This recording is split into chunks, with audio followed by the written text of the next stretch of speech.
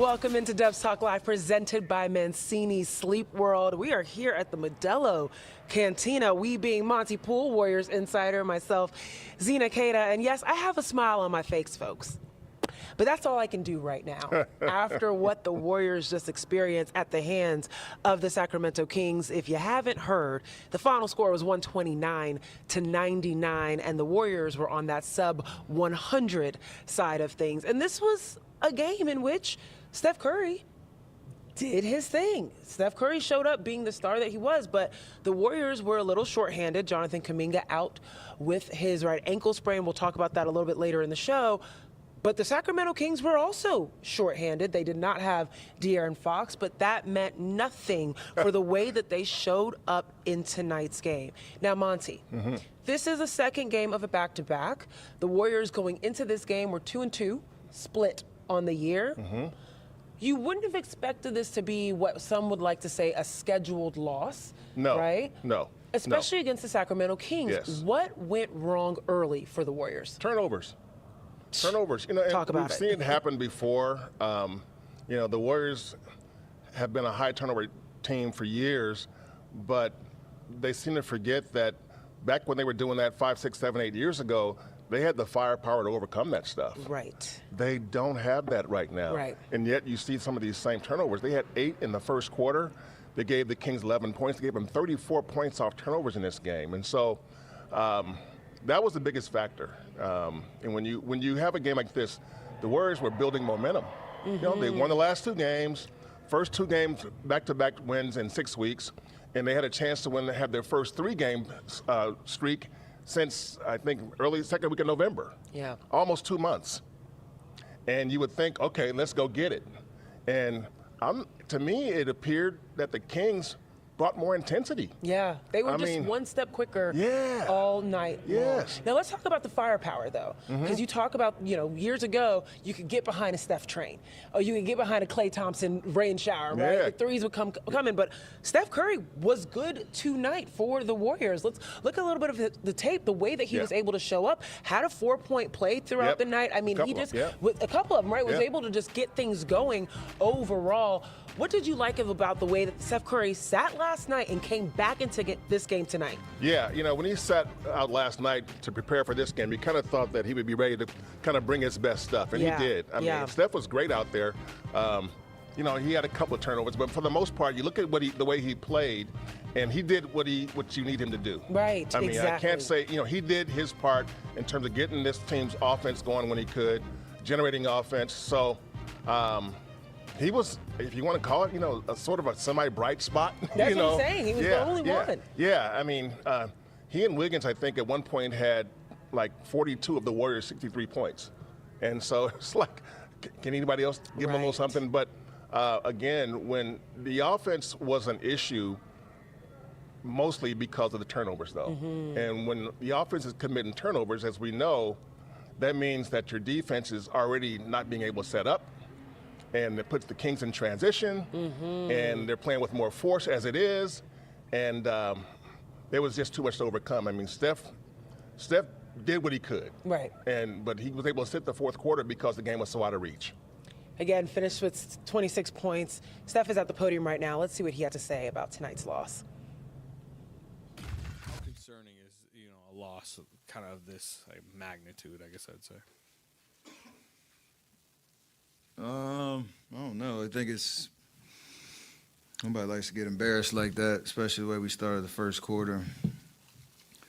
I know everybody's on a back-to-back. Obviously, I didn't play yesterday, and the Kings have a very fast-paced offense that they pretty much had every option they wanted and offensive rebounds in the first quarter. So when you're looking up and it's, you know, a double-digit lead before the first time out and 36-21, like, we're not really built for, especially with the situation, like, to have that crazy comeback. So I don't want to overreact to it, but you also have to address, you know, the execution that, you know, we didn't do. Obviously, I had a couple of turnovers in the first quarter. We were gifting them possessions, so it was just kind of a mindless first quarter that established their dominance, and we had no answer for it. Within that answer, you said you're not built kind of for the comeback. I mean, you just don't have the offensive firepower to be like a come from behind type team. I mean, we haven't shown that. It's just one of those things where you don't want to be in that situation. Like I said, especially a back-to-back where the guys exerted a lot of energy last night to get that win. So we would love to have started the game a lot better to give ourselves a chance and not be in that situation where we've been where, yeah, you're having to have crazy offensive fireworks to even have a chance to come back. Like, that's not our MO. Steph, you talk about that first quarter and those couple turnovers that ballooned into 22 turnovers, and Kings got 34 points out of that. And there was a couple times when you guys kind of like just passed the ball out of bounds, just not focused there. What's your thoughts on the ball handling in this game? I only remember my 4, to be honest. It's the way you're built, you think about your mistakes. I threw a bad pass to Dennis in transition. I didn't see Keon behind him. And then got too deep in the paint, tried to fling it out and kind of lost it on a turnover. Got poked from behind on one, trying to drive, which that happens. And then one where me and Kyle got kind of mixed up when I was on the wing. He back cut, and we didn't have we weren't in sync on that. So all of those, for me, like, you want 2 of them back. You're going to have turnovers, but it's the type that are kind of demoralizing because you're giving the other team an extra possession, you're giving the other team confidence, like, oh, we stopped them, and it just feeds into the momentum of the game. Also, that point when Draymond floored Keon, and it seemed like Steve and Doug had some word exchange. And I know it's just basketball and stuff. What was your thoughts about, being in that moment and all the tension that was going on at that time? That's 2 ex-players wishing they were back in New Jersey. It's good to see. Good to see that kind of fire. Steph, what are you going to miss with Kaminga while he's out, and how are you going to compensate for his absence? He was playing at a high level, before the injury. It's unfortunate that I don't know how long he's going to be out, but we obviously missed his force downhill. We have some pep plays that get him in space to use his athleticism. He's really shown that he's been able to kind of see the defense a little bit better as of late and make them pay for how they want to guard him and us, and just gives us another guy that can get to the free throw line. So obviously by committee, our defense has to be our calling card. And offensively, just trying to get as organized as possible to have this, good possessions. I think we're obviously going to shoot a lot of threes and try to create good looks from 3. But we got to figure out ways to get more, attacks to the rim, especially as a team that didn't have much rim protection. Like, he feasts off of that, and we got to be able to, unlock Wiggs more, unlock Moses. Kyle's gonna get some minutes, and we just got to be a little bit more organized when the game kind of slows down. Quickly on the follow-up, on the plus side, have you been encouraged by what you've seen from Kaminga the last, let's say, 5 games? Yeah, I think for sure. Impressed by the way he's responded to all the different roles he's, starting, not starting, the amount of different combinations we've had on the court all season. So he's definitely, been very impactful out there on the floor, and it's been great to see. He's playing with confidence. That's what you want, any young guy who is kind of coming into his own. You just want to see that force and that presence night in, night out, and I think he's kind of checked that box. Steph, you seem to be rolling a bit offensively, and then you look up and it kind of didn't matter. It's a bit of a rare position. What does that feel like? And at some point, do you feel like there's a need where, I know you don't like forcing up 20 shots, but if you're feeling it, do you just have to figure out a way to get up 20, 25 shots no matter what? Sounds good. It's harder or easier said than done, especially, you get blitzed on pick and rolls, you get it off, you create an advantage. That way we've thrived in that type of scenario. Obviously, with me and Dennis figuring out our chemistry in the backcourt, like when I'm off the ball and how teams want to guard, I definitely got to be aggressive. And I guess the one thing is, like, when I'm off the ball, just trying to figure out how to get space and get open where you're not just taking out the play. Because out of the 12 shots I took tonight, I think only one of them was a kind of maybe two of them were catch and shoot type situation. So just finding the balance of on ball, off ball, aggressiveness to score, aggressiveness to create an advantage so we have good options on the back end.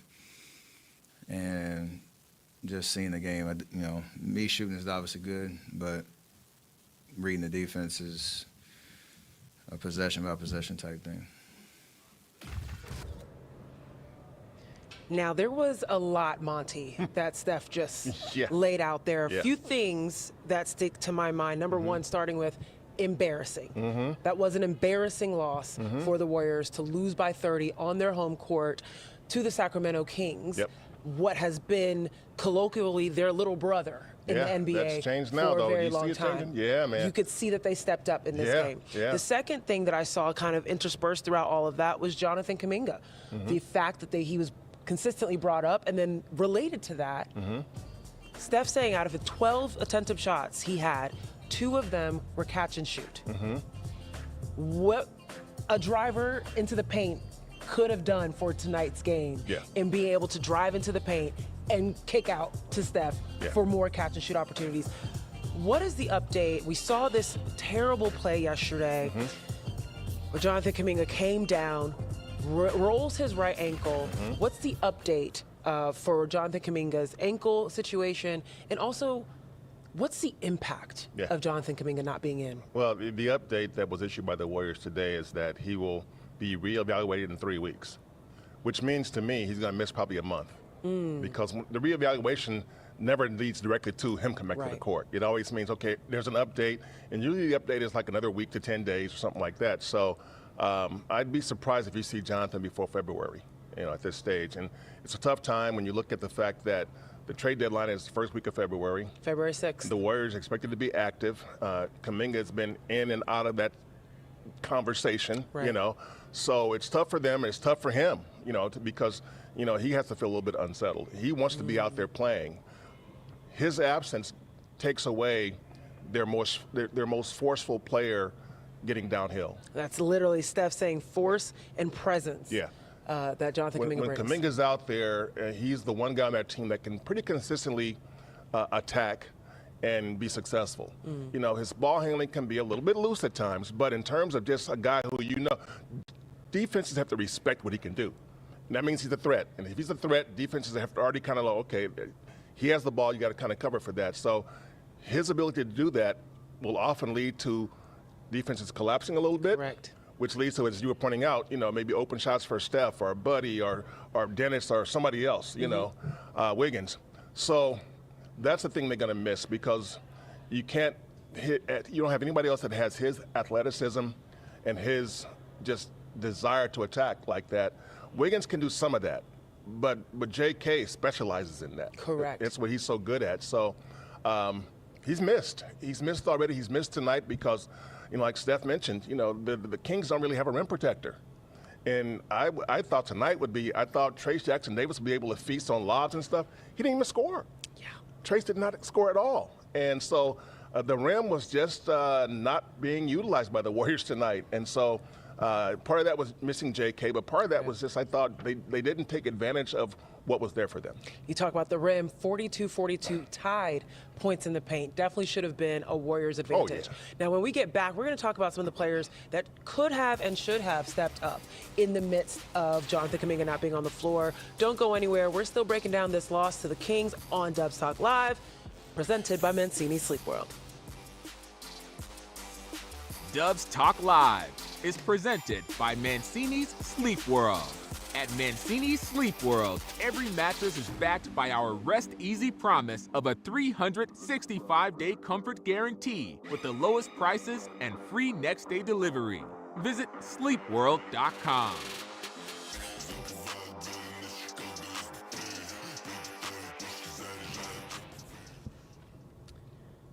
What's up, YouTube fam? First and foremost, we are here in the Modelo Cantina. So that means we have got to give out a big shout out to our girl, Catherine Gibson. Hooked us up. She is a regular in the chat. Made sure we had some hibiscus juice, which is fire. Had her cookies and sparkling water, and still, I mean, we bougie up here. Shout out to Catherine Gibson for making us feel real special. Appreciate you as always. Someone in the chat said, "Can I get a margarita?" Oh, Trust me. If I could give them out to everybody in Dub Nation, I got you. I wish. That would be only if you can get one too, right? Exactly. I won't mind too. There you go. Andis Brown got punched in the mouth from the jump. That is exactly right. 7-0 right off the start. Yeah. Warriors never responded strong enough. Steph even said they're not a comeback kind of team. Yeah. They got within 4 early second quarter, and the Kings responded with 11 zip. And that extended that to 25-4. Yep. So they got within 4, and then 6 minutes later, they were down by 24. And so it just, it was one of those games where by halftime you kind of knew what was going to happen. Yeah. You know, and the third quarter there was no relief there. It wasn't like the Warriors showed a sign of comeback there. So it was a wire-to-wire win for Sacramento, and for the Warriors who are trying to build that momentum. This has to be. I mean, Steve Kerr downplayed it. You know, it's not. You know, it's a loss is a loss. I think this loss is a little more than a loss. Like Steph said. It was embarrassing. Yeah, you know, It this was is not the kind of game you want to put out there when you're at this point of the season with the roster you have. Yep. All right. Quick note before we wrap up. Shout out to Timmy Turner's dad, who said he was at the game with his babe. Had a great time. I'm happy you did. Very happy for you.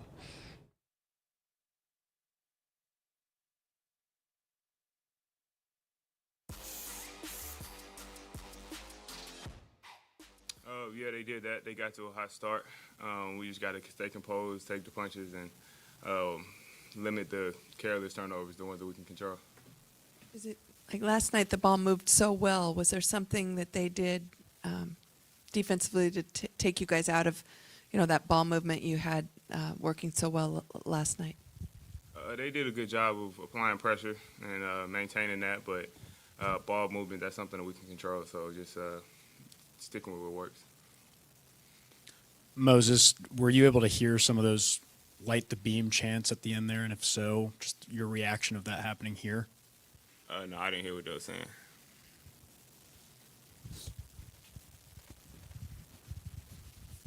With Kaminga out, it looks like for a couple weeks or whatever, you see this as an opportunity for you to maybe get some more run and show what you can do?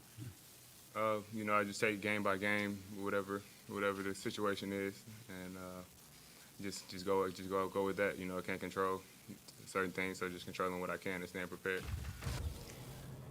Well, that was tough. Yeah.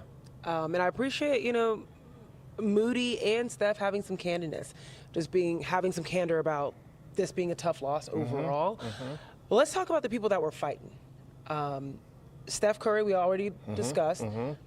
Andrew Wiggins, 18 points, 4 rebounds tonight, was responsible for DeMar DeRozan, who only ended up with 12. Right? When you think about what he was able to do with his two-way game, he was able to make an impact. How'd you assess his performance tonight? No, I thought Andrew was solid. I mean, he missed a couple of shots at the rim.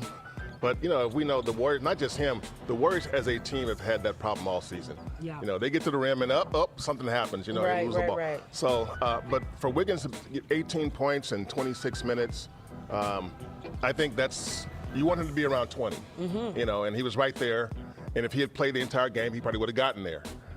But the thing is that there wasn't much help for he and Steph, and so I got no problem. I don't think anybody has a problem with what Wiggins did and what Steph did tonight. It's the others that didn't do much. And we're looking at one of the others right now on the screen, Dennis Schroeder. Now, I looked at his last 5 games. He only had 1 game in his last 5 where he was sub 10 points. Yeah. This is the first time that he's back on this trend of not scoring in double digits. 1 of 7 from the floor. He just struggled overall. And what was so interesting, Monte, is that between these last 2 games especially, a lot of folks were saying he's comfortable. He's getting there. He looked like it. Like he looked like he's literally getting into the motion. Yeah. And then somehow the Kings were able to decipher what was going on and kind of, mute his game tonight. Yeah. What was it about the Kings defense that made Schroeder struggle offensively? They were aggressive. They tracked him pretty good. And I think Dennis is one of those guys who also can get when he plays really good defense, effective defense, I think it feeds his offense. Yeah. And feeds his spirit. And tonight his defense wasn't at the level that it's been for most games. Nobody could deal with Malik Monk, and he was one of those who tried. Right. And Malik Monk was just dynamite tonight. I mean, they were all dynamite tonight. I mean, Malik though. 24 and 12, I think he had, or 26 and 12. 26 and 12. Yeah. I mean, he was penetrating, kicking out. And when he didn't kick out, he was shooting. He made 5 threes too. Yeah. So Malik was the guy who I thought drove the Kings' energy, and the other guys kind of fell in line. But Dennis, this was a setback for him. I don't care how you slice it. You know, when you look at the last couple of games, you thought, okay, he's looking like a guy who can do what the Warriors thought he could do, a two-way player who can help him at both ends. And tonight he just wasn't. And so I think he would have to admit the same thing. It happens. It happens. And so. It's not like, okay, now he's, after 5, 6, 7 games, he's now, okay, it's all good now, and I know what to do. It's still going to be a process, and tonight definitely, though, was a step back. Forgive me, as you were speaking, I wanted to also, when you said it's a step back, I wanted to look at how many, how he contributed to the game. I mean, the 3 points. Only had 1 turnover, though, which is also another important step in this because Dennis Schroeder was asked to come to this team to be a ball handler. The rest of the team, though, that was more of an issue. There's one thing to be said about Dennis Schroeder's incapacity to score the ball, but at least he took care of the ball in comparison to Steph Curry with Steph 4. And Draymond. Yeah, Steph Curry with 4 turnovers. Draymond with 5 turnovers. Overall, 22 turnovers for the Warriors, offering up 34 points. Yeah. Matching a season high for the most points off of turnovers. We've seen it before. I mean, over the years. And it goes back to Steph and Draymond's willingness to take certain risks. They'll try to throw the tricky pass, and sometimes it's not the smart pass. That's a Wiggins turnover right there. Yeah, I mean, just a not sloppy pass. Not ball fakes, not looking at defenders in the lane. I mean most turnovers are going to be what lack of attention to detail, correct, lack of focus, and just not really being zoned in on what you need to do. Correct. Sloppy passes. So. I thought all of those things were factors tonight, and when a game starts like that, and you don't get it corrected quickly. Correct. First quarter, you had 8 of those turnovers, 11 points for Sacramento. The second quarter wasn't much better, and that's what the thing. That's 39 points in that second quarter for the Kings. Yeah. Overall, you saw that the turnovers led to those 15 transition buckets for the Kings. As Steve Kerr said, they were all downhill the whole game. When we get back. The Warriors got to let this one go because it continues. The homestand continues, y'all. We got to talk about what's coming up next for the Warriors. Don't go anywhere. It's Dubs Talk Live, presented by Mancini Sleep World.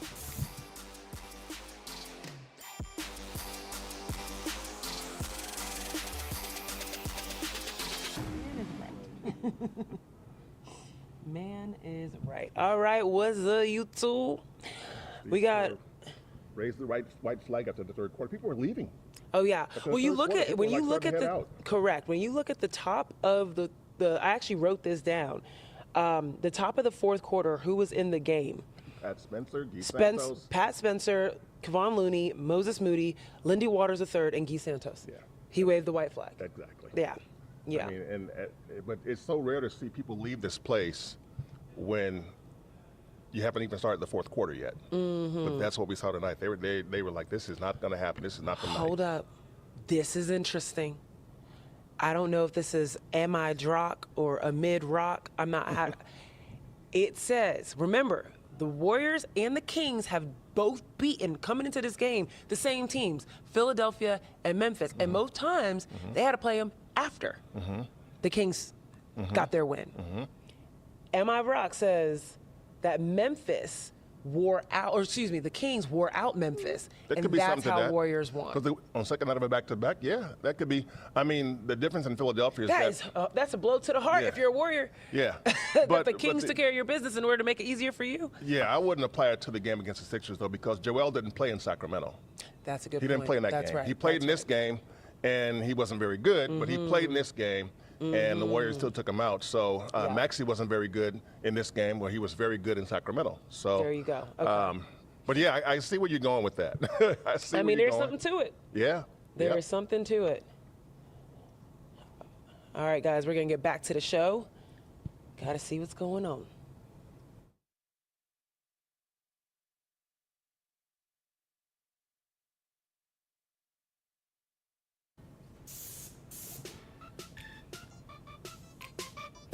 Welcome back to Dubs Talk Live, presented by Mancini's Sleep World.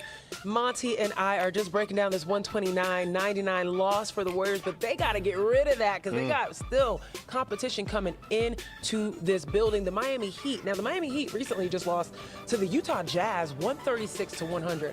And if you haven't heard about NBA news, there's a lot of drama happening around the Miami Heat, and it's including the Warriors even. The Warriors have been involved in this Jimmy Butler saga that's been going on for years at the Miami Dolphins, the Miami Heat. Yeah.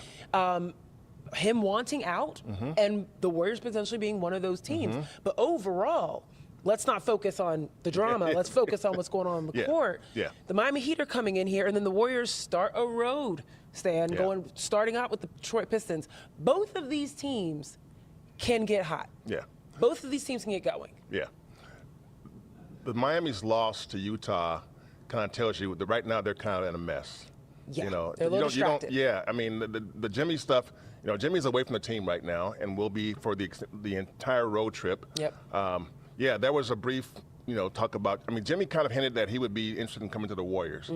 The Warriors have shown little to no interest in making that move. I'm going to shamelessly plug, there's a wonderful article on NBC Sports Bay Area.com written by Monte Poole about just this. Continue. Yeah. But to me, this is the Warriors' chance to have a winning homestand. They got to beat Miami, and Miami right now I think is vulnerable. First of all, they don't have Jimmy the player. Correct. And they're a lesser team without him the player. Second of all, I think mentally they're in kind of a weird space right now because, this is their leader. Yeah. And he's not only not playing right now, he's suspended. Yeah. He's like separated from the team right now. So this is a game the Warriors pretty much have to take advantage of. You can't afford a 500 homestand before going on this road trip. Correct. The Warriors continue to talk about, even in the losses, the vibes are good. We'll take advantage of this. Yeah. The vibes aren't so good with the Miami Heat. This is an opportunity for the Warriors to be able to showcase how good are the vibes. Yeah. At least after tonight, not so good, but they'll get a nice night's rest. Appreciate you breaking down the game. This is Monte Poole. I'm Zena Keita. This has been Dubs Talk Live, presented by Mancini's Sleep World. We'll keep it going on YouTube. Night, guys.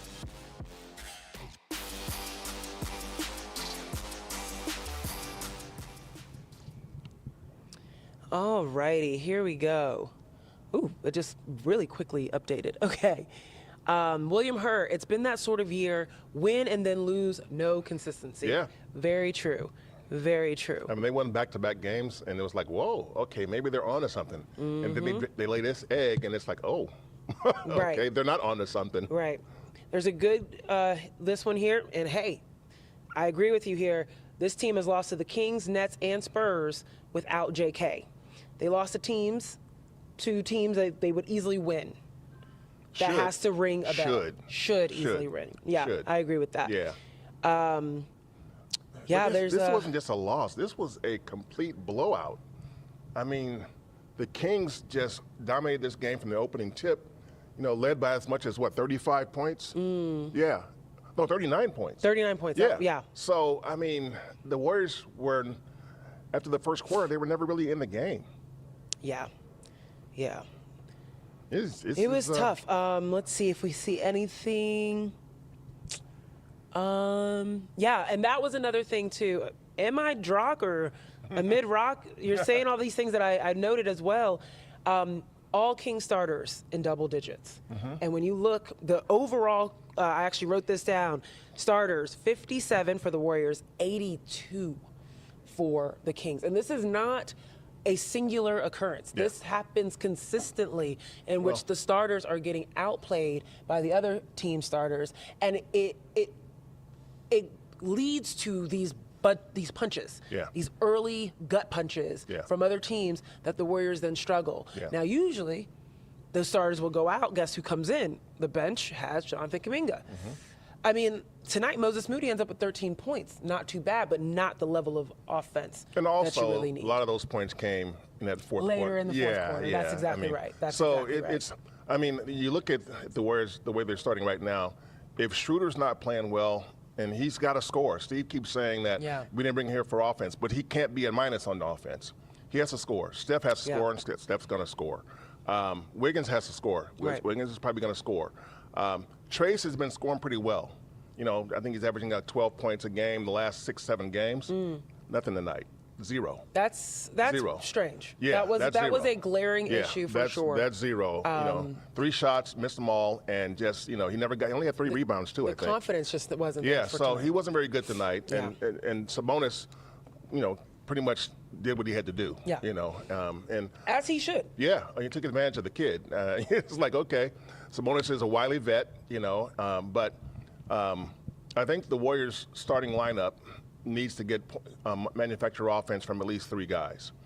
And tonight you got 2. You got Steph and Wiggs, and the other 3 guys. Draymond had 10, and Wiggins, or rather, Trace and Dennis combined for 3.